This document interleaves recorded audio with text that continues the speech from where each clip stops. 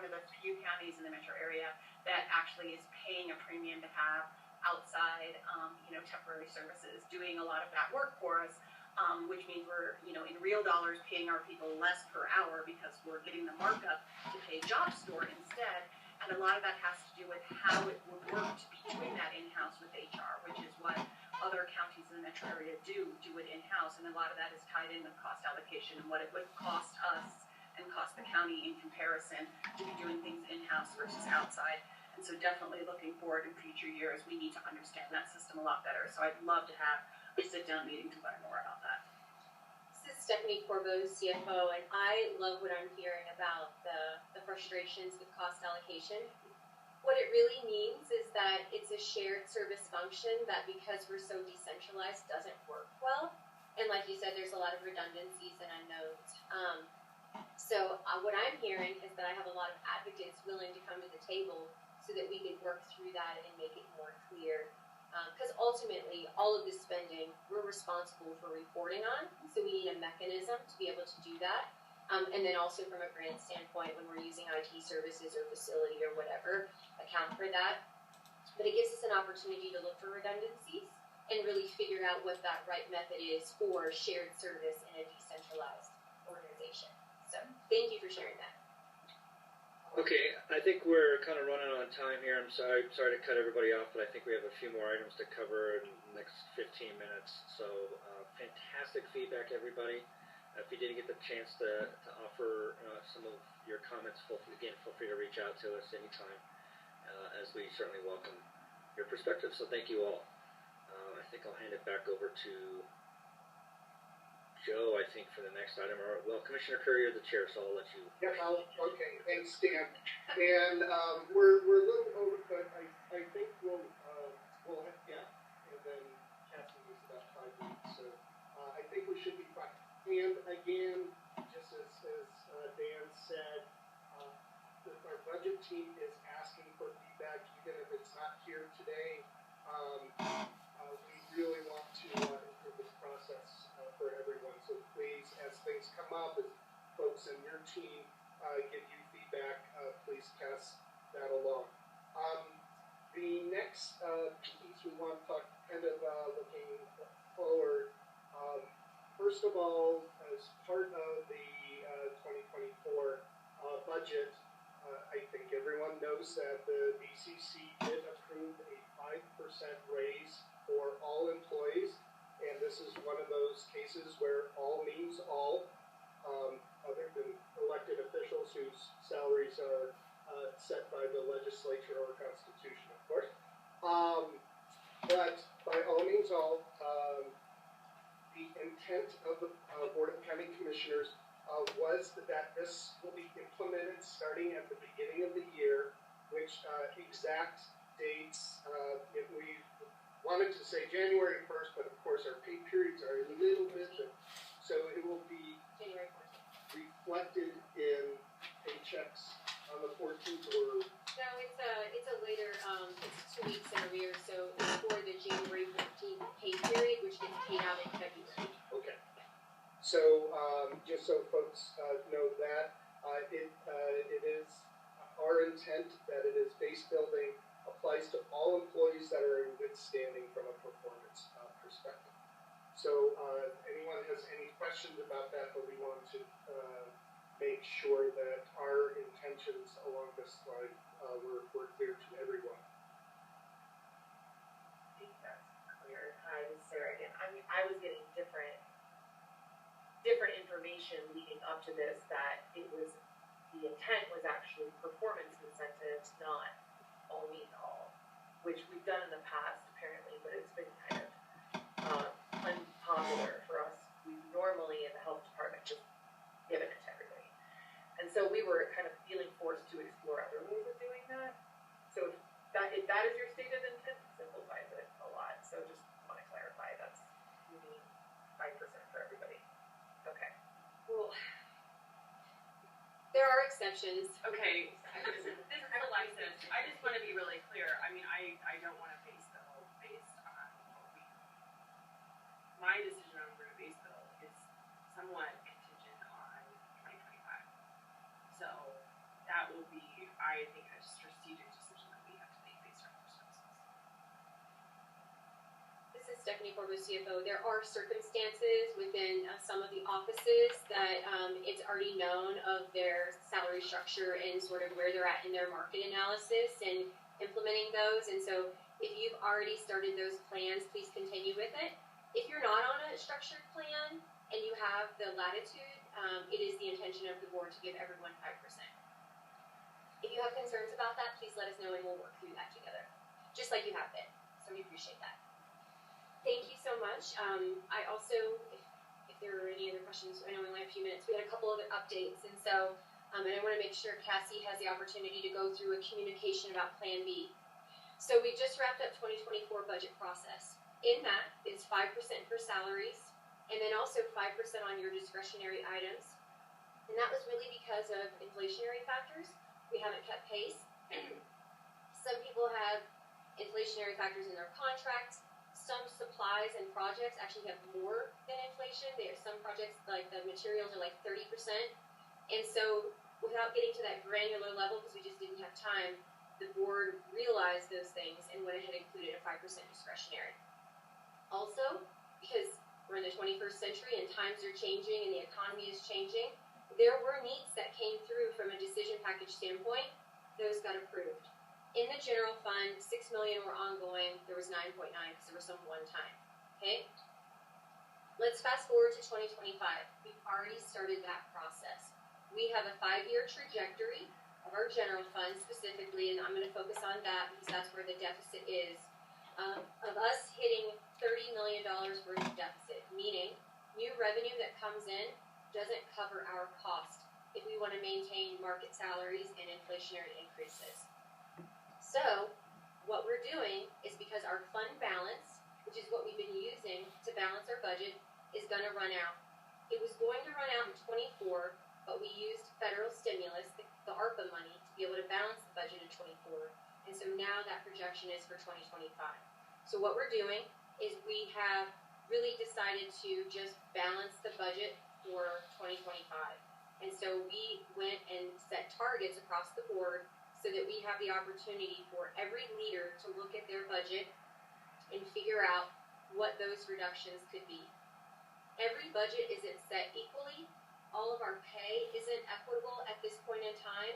That's a lot of work to do that we don't have the time to be able to do it. So what we're asking is that all leaders really look at their budget, identify what it would take for you to hit that target that you've been given for your office or department specifically, and fill out that questionnaire so we know what those impacts are. Those need to be done by January 5th, and the SPA team will take and aggregate that in a consumable manner for the board. We have 3 days set aside for offsites at the end of January and the first day of February, and we're going to go through that agenda and give that update later. The reason why this is so important to identify what those reductions are is so that we have a way to communicate Plan A, what Manny and Ian just described to us. We need to know what the service reductions or program reductions would be to our community so that we can tell them, if we don't have funding, these are the high-level things that you're going to be missing. This is how this would impact you. It's going to be very high level. It's not going to be the granular detail. So just know that when you create those reductions, those are potential reductions for us to have an idea of what we would have to do to balance our budget without funding. From there, that's where all of the polling, that's where all of the data extraction comes in, and so we have database evidence of what does the community care about, and then we're going to do polling based on ballot questions, hopefully to the exact language. Would you support this? So we have an idea of what the community is willing to support. From there, we will go through our regular budget process, and in June, that's where we finally have our TABOR revenue limit from the prior year, so we know what we're expected to get for revenue increases. We have new projections just based on all the assessed values that come in and all those projections that come in. And so then we have a clear picture of what the deficit is projected to be for 2025 in June of 2024, knowing that this is forecasted. So that's a regular process. From there, Plan A, if there is a potential ballot question or questions, those will continue to go forward. If we don't put a ballot question on, then we know our future fate. Okay? chance for potentially a ballot to go through at the end of the year, and then we would go through that regular cycle. So these reductions could be our reality. Just know that there is a target for us to balance our budget. Not all budgets are created equal. And so once we get those reductions, we have to make sure that we're still meeting mandates. We have to understand what the consequences are to the community and to internal business. And so those conversations are going to happen at the end of January, so we have an understanding. So I just wanted to kind of let you know that that's why we're going through this process, and that's sort of the process at this stage. Plan A is the option that we're really putting a lot of effort behind. We're doing everything we possibly can to be successful at that. And then Plan B is what would happen if that doesn't go forward. So just want to share any questions. Otherwise, what we would like to do is, because the fear and concern that comes up when you start talking about reductions, we want to have a regular cadence of communication that's going out to the employees. And so Cassie has that first communication that would come out, and so I'd like to take the time for you to provide input and have Cassie share that. That's okay. Stephanie, before we do that, just can you share a little bit more at the end of January, those offsites are with the Board of Commissioners? Correct. And it's my understanding that it's during those discussions that the elected officials, department directors will have the ability to share with the board that, hey, if we don't get funding, these are the cuts that I identified, and be able to walk the board through the impacts of those cuts. Is that something? Yeah, so actually we are going to be walking through a draft agenda with the board next week for these 3 days of offsites. It's definitely important that we have all of your voices share from your specific area of how these reductions would impact services, the rest of the organization, and so that is in the draft agenda. It's not finalized yet, and so, but that is the intention, and that's why it's 3 days. So you heard earlier that presenting decision packages to ask for money, we didn't have enough time, so we want to make sure that when we are reducing a service for something that the community expects us to do, we really have an understanding of what we're required to do and what that impact is going to be, so that the commissioners are best informed to be able to make those decisions with your voice sharing how that impact will hurt us, or why it can happen, and things like that. So that is the intention. But we'll know more about that agenda after we have the chance to really talk with the commissioners about it and set up that structure, and we'll be able to bring that back at a future meeting and kind of talk through what that will look like. This is Alexis. What are the dates? And are you planning? January 24th, January 31st, and February 1st are the dates that are being held for full day. And I really don't have a lot of details about that. Just know that we are going to be very strategic and thoughtful about this, so that you have the opportunity to really share what they will need. I'm recruiting out of state most of that time. Okay. So if we could get something even blocked, Yeah. the earlier the better. Okay. I really appreciate that. Alexis, you had asked me a question in an earlier hour, and Stephanie had stepped out during that time, and I shared with you that she would touch on that regarding, and it was your question regarding Bighorn and how the reductions relate, and why are we looking for reductions now in line with work that Bighorn is doing. That was No, my that was question. not my question. Okay. My question was, from a strategic standpoint, why would elected officials present potential cuts prior to constitution individually with Bighorn? Oh, so Bighorn will be reaching out to you. No, you have our deadline Well, prior. so Oh. the thing Oh, I is, see what you're saying.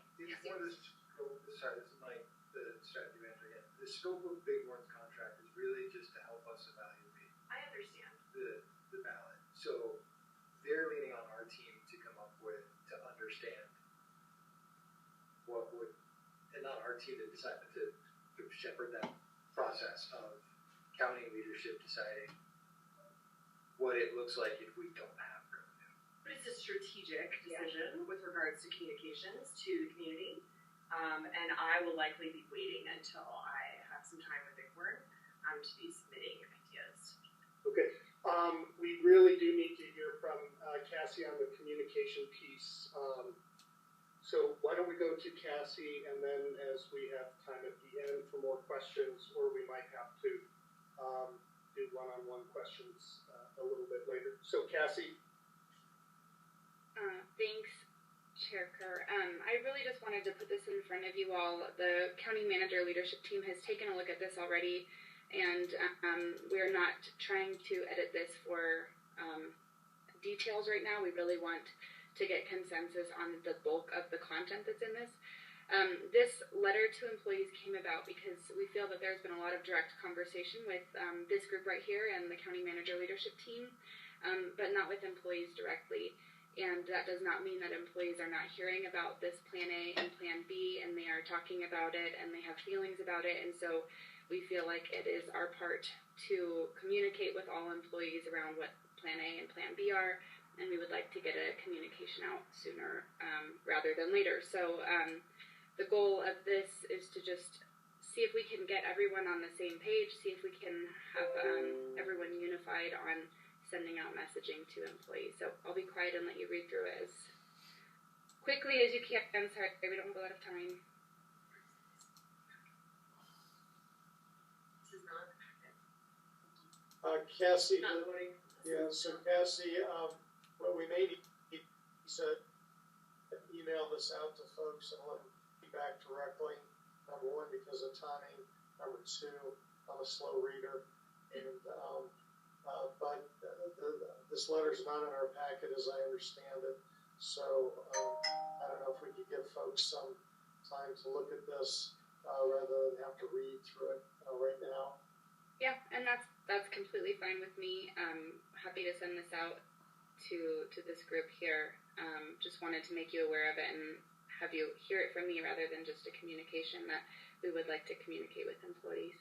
So Cassie, I know the sheriff had some interest and had developed a draft for her, and that was part of the catalyst for this. So who does it? This letter is intended to come from who? We've had a lot of discussion around this. Our intention was for it to just come from employee communications, but again, that is something that we wanted to open up for discussion here today as well.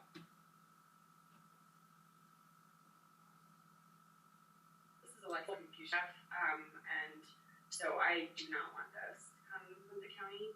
I would like to know the time that it's going to be sent, so that we can plan for it. We're going to host a town hall internally prior to any kind of written communication, and so I'm planning to make myself very available to staff before this kind of starts rolling out. So I just really need to understand the county's timing.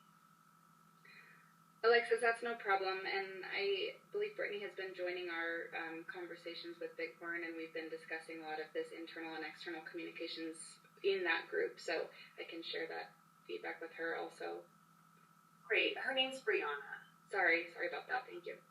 Cassie and Andy, just a quick comment, and I know we're out of time, but I think it's so important for us as a team to work through the communications issues and the messaging. And Alexis, I really appreciate your next steps that you're going to take as well with your internal team. But I think it will be important as we move forward to really look at those challenges regarding communications. What are those core messages, and ensuring that we're all doing that together? Because I think a potential challenge is sending mixed messages to our community. And that's why I think it's also important to talk about the process and how we go about it, including that feedback that we received from you earlier. And I think that meeting a little later in January is going to be a critical part of the mix.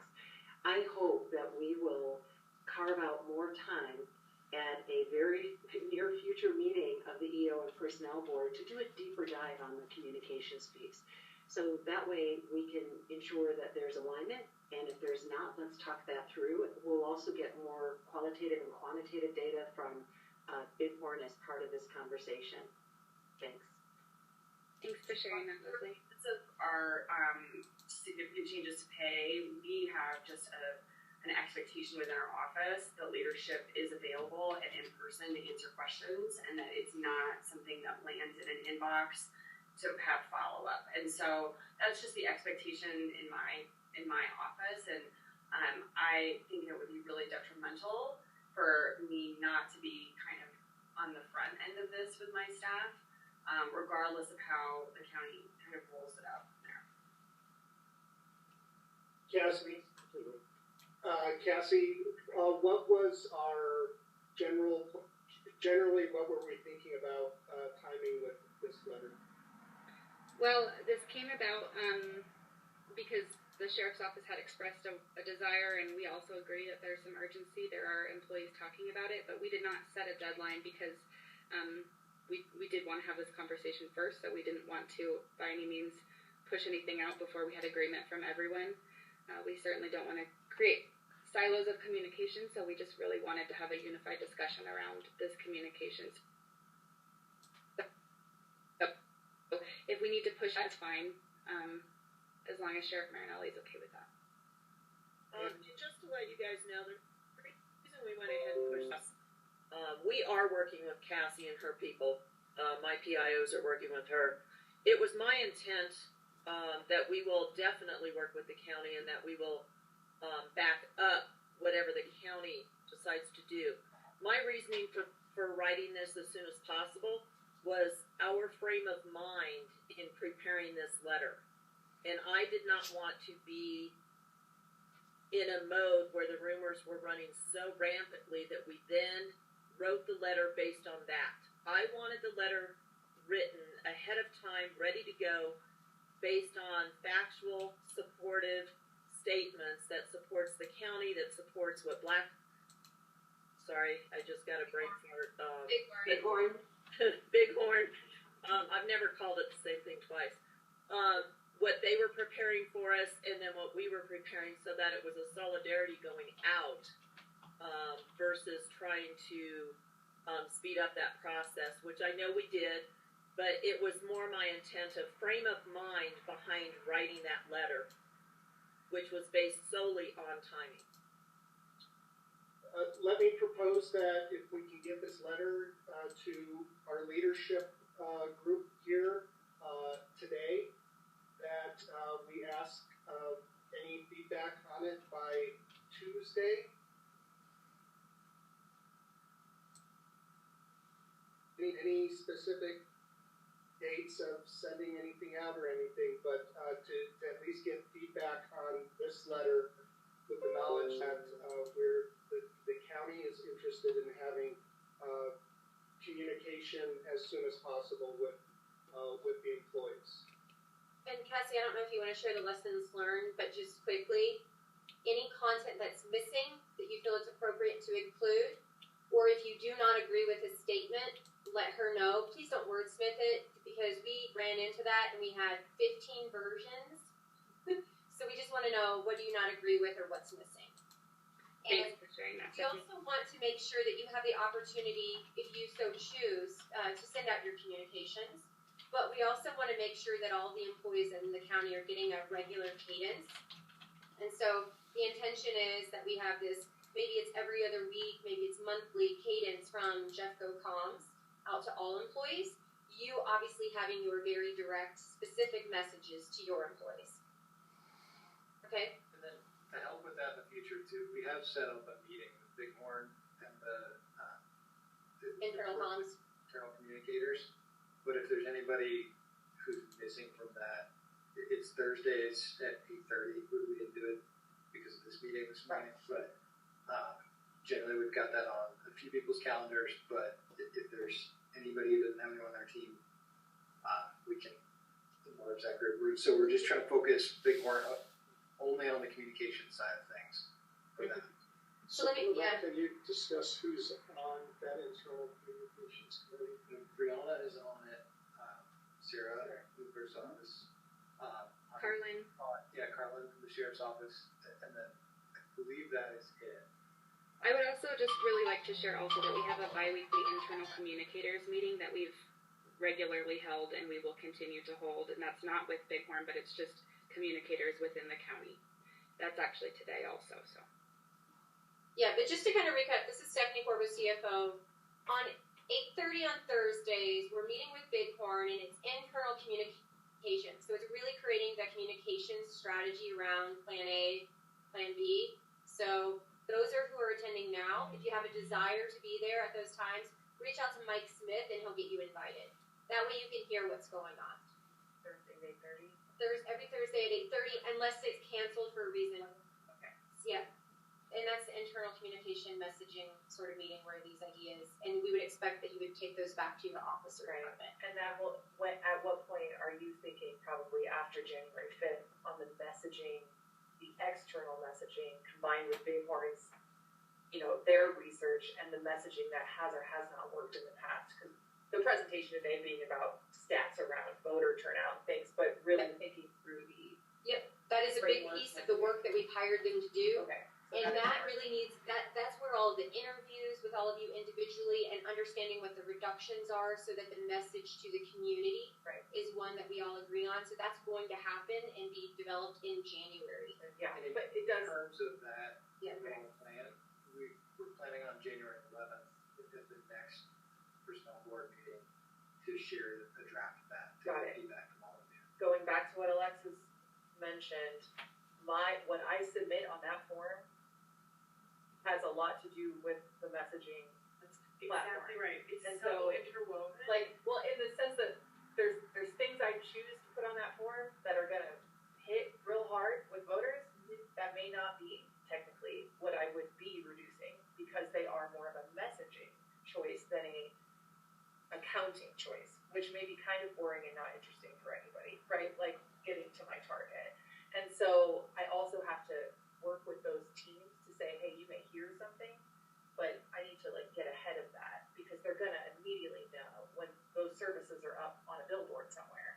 That's their job, and it feels very disrespectful to them for me not to get ahead of it. So the 5th versus the 11th, I feel like almost a swap, and then I need to meet with Bighorn before. To your point, I don't know what voters are gonna respond to, and it's my background is in comms, so I'm thinking ahead in that way. It's probably just that's a me thing, but it will have an impact on what I send you, I think, on the 5th. And this is, and Pearl, real quick, it sounds like this 11th that we're hearing about also is leading into these meetings at the end of January and early February, which are public meetings with the board, which is actually external communications as well, leading to what we were just talking about. And so I think what all of that flows into, I think it does feel like we're kind of doing things in the wrong order in order to be able to properly, which we also have some potential scheduling issues if you're wanting a presentation from the clerk's office on those dates that we're hearing now for the first time. So it does feel a little out of order. I think one aspect with all of that regarding order, and I think it is the hard part of this, is everything circles on itself, right? So the message comes from what it's going to be. But one thing we've talked about is being very transparent with the public, and in terms of that messaging, we don't want to say, and it's something we did do well in past efforts, of if this is going to be the consequence of not coming up with additional funding, it needs to be the consequence that happens. So Bighorn isn't looking to come up with what's the message of what cut would be most likely to get us funding, but to take the things that we are going to have to cut if we don't get additional revenue, because we know that we are running out of fund balance, and take those items and pick from that what are the most clear themes.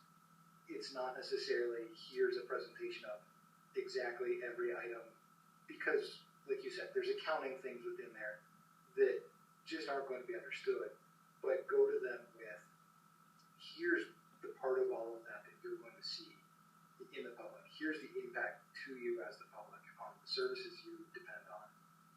And let that, rather than try and come up with a message that is more likely to succeed, just be very transparent and open with that. Well, I want to be really clear with this is Alexis. Then you have to understand it, and we have to live with that for the next year or more. And so I think that you can't have it both ways. It can't be purely analytical and also necessarily persuasive to the public.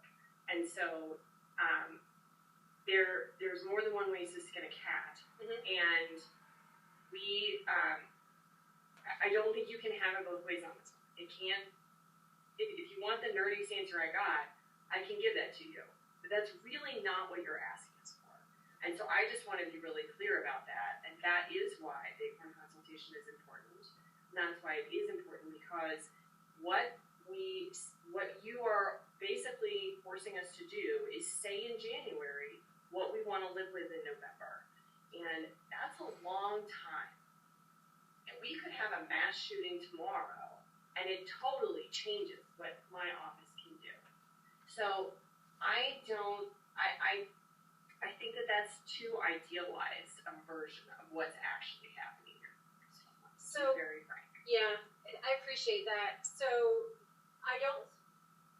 we haven't gotten down to the place where June hits or July hits or November hits. So I can imagine, just like in any budget process, that we have the ability to make adjustments to what was identified for a decision package and a reduction. Here's what I'm suggesting. If you absolutely need to make sure you have that conversation with Ian, with Bighorn, before January 5th, let Mike know, and we're going to make sure that you get that opportunity to meet with him and have that conversation. Some budgets are already lean. Some budgets don't have the ability to have a plan A, plan B scenario. They just are what they are. Sorry, I've been talking a lot. However, I would suggest that based on what I just heard, you have that plan A. If we get revenue, here's what my reduction list would be. If we don't get revenue and I have to live with this, here's my plan B reduction list. There's really one or the other. So have that sort of in your mind of like, no, regardless, I would make this reduction. However, I would swap these things out just based on the nature of service that I deliver. I really feel like, these are some of the swaps I would make. Please do that. Please let Mike know. We'll have that happen. It is very circular in nature. We've talked about the structure and order. However, getting 20 departments and offices reductions to be able to aggregate that for consumption purposes for an offsite workshop also is going to take a little time. And then also, we're not necessarily living with all the reductions that are happening, but we're trying to glean the high-level impacts to let the community know what they would be missing without funding. And there's going to be some nuances that we're going to have to work through. And so I think we can commit to this about having a check-in on the reductions in June. We're going to be checking in on what the new revenue number is and what the new deficit number is, and I think we can have another check-in at that point in time. But we do need to kind of glean some insight to share so that we can start the polling piece and the community engagement piece. Right. So what I'm saying is, you all won't necessarily be facing the public daily about what the reductions are, but what I'm committing to now is what I will end up talking about for the next year. Yep. So for me, I would like them to be very clear and not to be an idealized version of, the analytical piece that could go into this, but frankly something that, my office is going to, as a whole, have to get very comfortable in speaking about publicly. Yep. That's a different ask than, can we take, our copier budget down by $5,000. Right. And so I would appreciate that. I do need to meet with Ian prior to the due date. And also, let me just share real quickly. So there's a team of us that meets with Bighorn on a weekly basis. We typically meet with them on Mondays, and it's a internal meeting to say, okay, what do we need to do now? Are they delivering on their work plan? What do the next couple of weeks look like? And so we have a meeting with them next Monday, and we will share these various perspectives that we're hearing today. So when they come and talk with you, that they're aware of what some of the concerns are that we're bringing forward today. So just saying there's an opportunity for us to communicate the information for today to Bighorn, and we'll also do what we can to get them to facilitate those one-on-one meetings more quickly. And so I'll leave it there. And real quick, just as a callback to what we discussed earlier and tying this all together, it's very difficult from the clerk's office to again do this narrowly focused on 1 year, 2025. Mm-hmm. So when we were discussing before with a couple of other folks here at the table, the multi-year view, and the cyclical nature of that, I think that's amplified when we're talking about potential reductions in kind of Plan B. and I'm sure that's the case for other people's departments outside of the clerk's office. But being that 2024 is coming off of basically a 4-year high in our cycle, and 2025 is dropping down to a low, and then it goes up again in different ways, it's very hard to do this in an isolated 1-year silo. Yeah, agreed. Thank you for that. Okay. I have sorry. This is a question just for Stephanie. You had mentioned a while ago earlier about a questionnaire. Is that something that's being sent out, and is it in preparation for those meetings in January? Yes, it has been sent out. Dan, I believe you're the one who sent that out countywide, and Dan, if you don't mind, just resending that to all of the elected, appointed, and department directors again today. Thank you. There's a form, and so every reduction that you would have, there's a questionnaire to fill out to talk about impacts and things like that, tying it to mandates. What's your mandate? So there's, I think, 27 questions. Some of them aren't relevant to every reduction, and then some it matters. And so we really took the feedback of how would you be able to fill this out depending on the department. So if you have questions, or if you would like to meet with myself, Dan, and your budget analyst as you go through this, we're happy to schedule time with you so we can talk through that. Okay, and is there a date you need that by? January 5th. 5th, okay. Thank you. Thank you. Go ahead, Chair. Oh, I thought you were waving. Were there any announcements anyone needed to make? Okay, folks, obviously, big things, a lot of moving parts, and some tough decisions. But I know we can all pull together as a team and get done what we need to. We have some holidays coming up. I hope everyone has a happy one. I know everyone's looking at the way I'm dressed with my green and red and saying, "Oh, isn't Andy festive?" I will let you know that my tie is actually the Grinch. So don't be fooled by the colors. So with that, thank you everyone. Happy holidays. We'll see you all soon. Thank you. Thanks, everyone. Bye. Thanks, everybody. What? Can I grab you a second? Yeah.